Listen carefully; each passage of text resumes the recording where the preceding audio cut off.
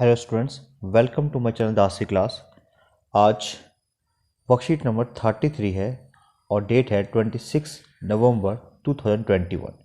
तो क्लास 7 की worksheet based है कंपेयरिंग क्वांटिटीज़ के ऊपर। तो देखते हैं इस वर्कशीट में हमें क्या क्या पढ़ना है।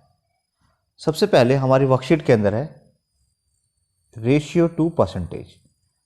तो ध्यान रखेंगे, अगर कोई रेशियो गिवन है या कोई फ्रैक्शन गिवन है तो उसको अगर हमें परसेंटेज में कन्वर्ट करना है तो हम क्या करते हैं, 100 से मल्टीप्लाई करते हैं। ठीक है, तो याद रखेंगे जब भी किसी नंबर को यहाँ पे परसेंटेज में कन्वर्ट करना होगा तो हमेशा जो है 100 से मल्टीप्लाई करेंगे।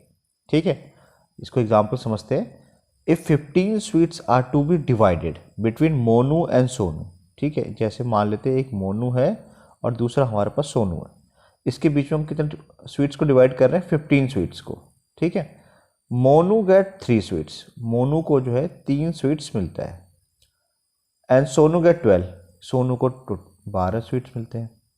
What percentage did each get. ठीक है, तो टोटल जो है हमें पता है कितना है, 15 स्वीट्स है। तो 15 में से 3 पार्ट इसको मिले हैं, 12 पार्ट इसको मिले हैं, तो 3/15। ठीक है, और हमें परसेंटेज में कन्वर्ट करना है तो किससे मल्टीप्लाई करेंगे, 100 से मल्टीप्लाई करेंगे। तो 3 करेंगे 5 टाइम्स, उसको काटेंगे तो 20। तो मोनू को जो कितने मिलेंगे, वो 20% मिलेगा। उसी तरीके से अगर हम सोनू का निकालें तो उसको मिले हैं 12, कितने में से, 15 में से।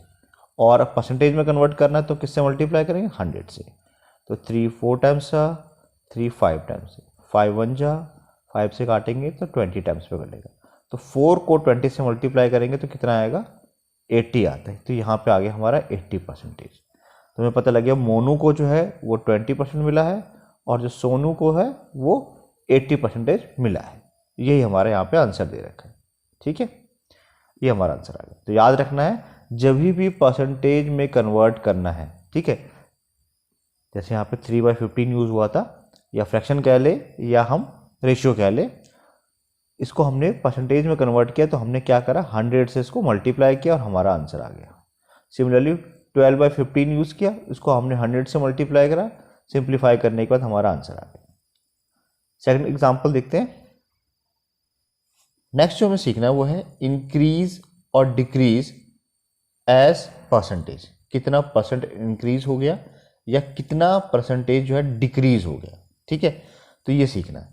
तो इसके लिए याद रखेंगे, जो एक्चुअल में इंक्रीज या डिक्रीज होता है वो जो सबसे पहली क्वांटिटी होती है, जो ओरिजिनल क्वांटिटी होती है, उसके ऊपर हम देखते हैं कि कितना परसेंट इंक्रीज या डिक्रीज हुआ है। जैसे एग्जांपल समझते हैं, यहाँ पे लिखा है the number of illiterate person in a country decrease from 150 lakh to 100 lakh. पहले जो थे वो कितने थे, 150 लाख थे। ठीक है, और अब कितने हो गए, ये 100 लैक्स हो गए।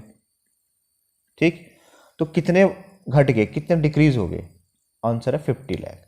ठीक है, और ओरिजिनल शुरू में कितने थे, शुरू में हमारे पास थे 150, और कन्वर्ट करना है इसको परसेंटेज में तो किससे मल्टीप्लाई करेंगे, 100 से। ठीक, तो 0 से 0 काट देते हैं, 5 3 टाइम्स पे कट गया, तो 100/3 परसेंटेज कर सकते हैं। या इसको और हम सिंप्लीफाई करते हैं तो हम यहाँ लिख सकते हैं, जैसे 100 लिखते हैं, यहाँ पे 3 से कर दें तो 3 3 जा 9 हो गया, 1 बचा 0, फिर 3 3 जा 9 हो गया, क्या बचा 1। तो हमारे पास आ गया यहाँ पे 33 और 1/3 परसेंटेज। ठीक है, यहाँ भी छोड़ सकते हैं और इसको हम डिवाइड करके इस तरह सिंप्लीफाई करके ये भी लिख सकते हैं। ये हमारा करेक्ट आंसर है। आगे लिखा हुआ है बाइंग एंड सेलिंग के ऊपर। जैसे फैक्ट्री में कोई चीज़ बना, उससे शॉपकीपर के पास आता है और शॉपकीपर से हम खरीदते हैं और हम इसको यूज़ करते हैं एज ए कस्टमर। ठीक है, तो जिस प्राइस पे कोई चीज़ खरीदी जाती है, ठीक, उसको हम बोलते हैं कॉस्ट प्राइस, CP। ठीक है, कोई एक बच्चा दुकान में गया और उसने सपोज कीजिए 10 रुपये का पेन खरीद के आ गया। ठीक है, तो ये 10 रुपये क्या है, उसके लिए कॉस्ट प्राइस है, जिस प्राइस पे उस बच्चे ने खरीदा। अब हो सकता है दुकानदार ने उसको 9 रुपये में खरीद कर लाया हो। ठीक है, तो दुकानदार के लिए जो कॉस्ट प्राइस हो जाएगा वो 9 रुपीज़ हो जाएगा, ठीक है, और बच्चे के लिए जो कॉस्ट प्राइस हो जाएगा वो 10 रुपीज़ हो जाएगा।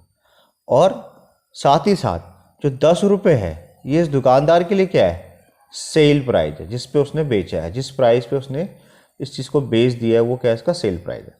तो दुकानदार के लिए कॉस्ट प्राइस जो है 9 रुपीज़ है और 10 रुपीज़ उसके लिए सेल प्राइस है, SP, ठीक।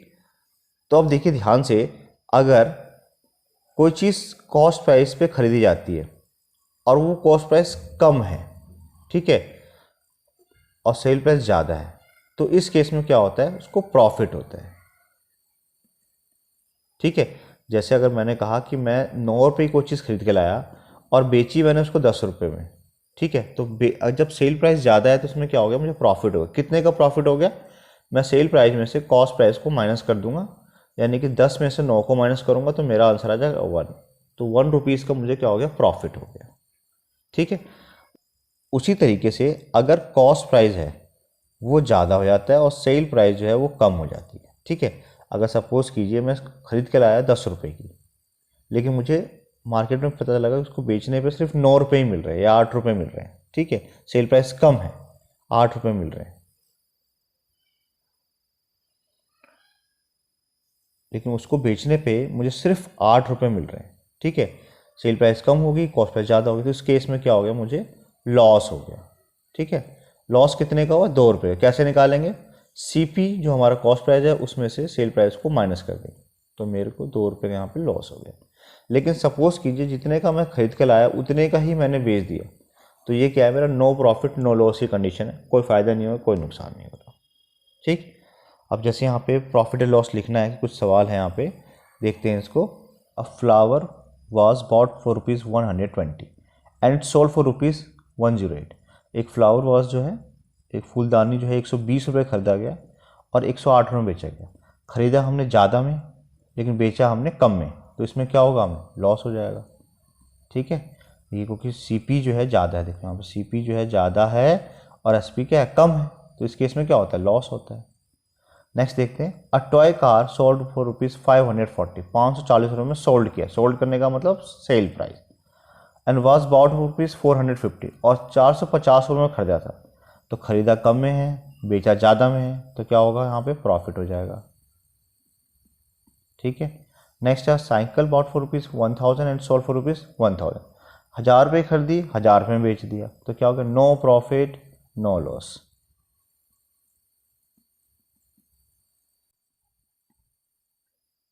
अब यहाँ पे फर्स्ट एग्जांपल है, कॉस्ट ऑफ एन आइटम ₹50, ठीक है, कॉस्ट दे रखा है यानी कि हमारा क्या, सेल कॉस्ट प्राइस है, तो इसका मतलब हमारा जो कॉस्ट प्राइस दे रखा है वो ₹50 दे रखा है, ठीक है।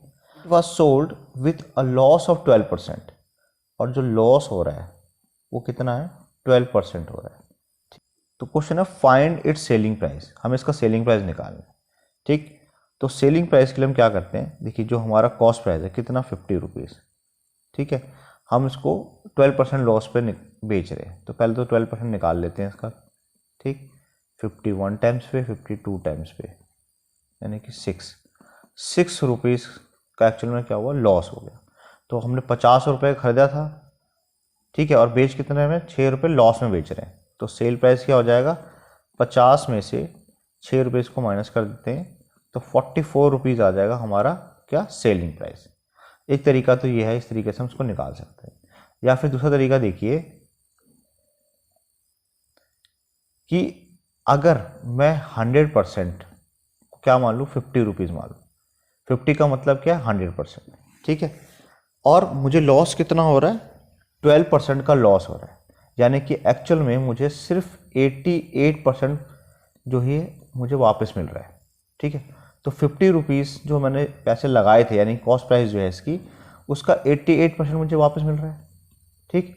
तो 88% निकाल लेते हैं, 50 2 टाइम्स पे कट गया, यहाँ से कहा 2 4 जा 2 4 जा, कितना आ गया, 44 रुपीज़ आ गए। हम ऐसे भी निकाल सकते हैं और ऐसे भी निकाल सकते हैं, जो तरीका आसान लगे आप उसको यूज़ कर सकते हैं। सेकंड एग्जांपल है, Ruhi purchase a TV of ₹9000। यहाँ पे बात हो रही है परचेज की, परचेज का मतलब है खरीद रहे हैं यानी कि कॉस्ट प्राइस कितने हैं, ₹9000 का हमने खरीदा है। After 2 years she sold it for ₹6,000। अब इतने में सोल्ड हो रहा है, बेच रहे हैं, यानी कि सेल प्राइस जो है हमारा कितना आ गया, ₹6,000 आ गया। तो हमें पता है कि अगर हमने ख़रीदा ज़्यादा का है, बेचा कम में है, तो हमें क्या हो गया, लॉस हो गया। ठीक, लॉस कितना हो गया, ₹9,000 में से हम 6,000 को माइनस कर देते हैं तो कितना आ गया, 3,000 का हमें लॉस हो गया। ठीक, क्वेश्चन पूछा है फाइंड द प्रॉफिट और लॉस परसेंटेज। तो हमें तो पता लग गया कि लॉस हो रहा है, इसका हम परसेंटेज निकाल देते हैं। तो लॉस परसेंटेज क्या होगा, जो हमारा शुरू में लॉस था, ठीक है, कितने का लॉस हुआ है, 3,000 का। और ओरिजिनल प्राइस क्या है हमारा, ₹9,000, क्योंकि शुरू में प्राइस ये था, बाद में सोल्ड का प्राइस 6,000 मिला है हमें। ठीक है, या कॉस्ट प्राइस भी हम कह सकते हैं, हमेशा कॉस्ट प्राइस पे ही निकलता है वैसे ये, इंटू 100, यानी कि ये जो आंसर आ जाएगा हमारा वो 3,000 अपॉन में 9,000 इंटू 100। 3 से इसको सिंप्लीफाई कर देते हैं, 3 1 टाइम्स पे, 3 3 जा, तो ये आ गया 100/3%, या इसको हम कह सकते हैं 33 एंड 1/3%। अभी हमने सॉल्व किया था इसको। ठीक है, आगे देखते हैं। फर्स्ट क्वेश्चन है, लेट्स प्रैक्टिस का फर्स्ट क्वेश्चन है, an item was sold ₹540।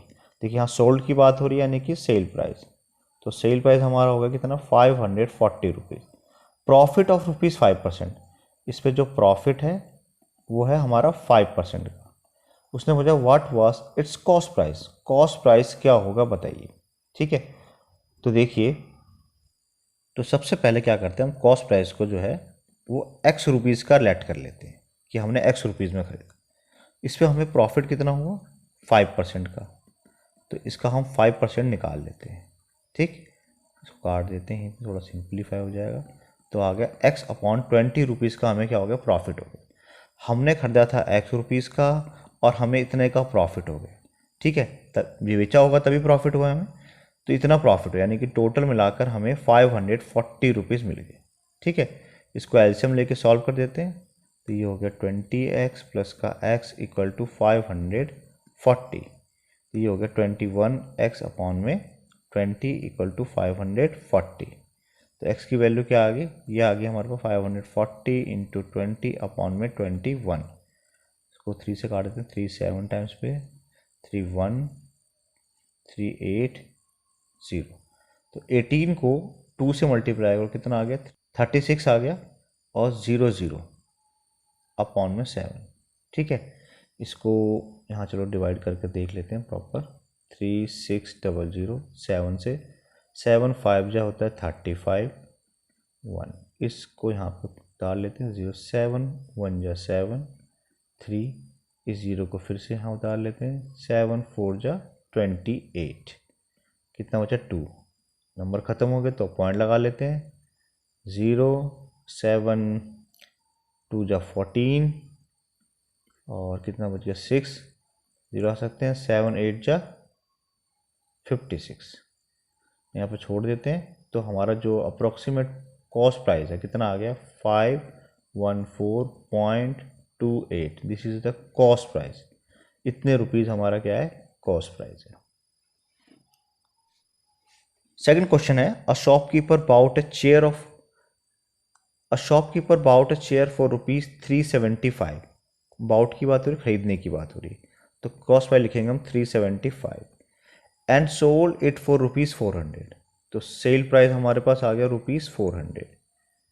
Find the gain percentage of the shopkeeper, gain का मतलब कितना प्रॉफिट हुआ है। तो 375 में खरीदा, 400 में बेच दिया, तो उसमें देखो प्रॉफिट कितना हो रहा है हमारे पास, ये हो रहा है ₹400 माइनस 375, तो 25 रुपीज़ का क्या आ गया हमारे पास, प्रॉफिट आ गया। अब हम निकालते हैं प्रॉफिट परसेंटेज। प्रॉफिट अपॉन में शुरू का प्राइस कितना था, 375। ठीक है, या कॉस्ट प्राइस पे ही हमेशा निकलते हैं, इसको ऐसे भी याद रख सकते हैं। तो 25 अपॉन में 375 इंटू 100। ठीक है, डायरेक्ट 25 से काट देते, 25 1 टाइम्स पे, 25 1, तो कितना बच गया ये ठीक है, 7 में से 5 गया 2, 3 में से 2 गया 1, 5, फिर 5 टाइम्स पे, ठीक है, ओके, 5 3 जा 5 से काटे 20, तो 20/3%, ठीक है। या इसको हम और सिंप्लीफाई करना चाहें तो इसको और सिंप्लीफाई करते हैं, 3 6 जा 18, 2 बच गया, नंबर ख़त्म हो गए, या इसको और ऐसे लिखते हैं 6 and 2/3%, this is the profit percentage, ठीक। तो इतने परसेंट का उसको प्रॉफिट हो गया, ये हमारा आंसर है।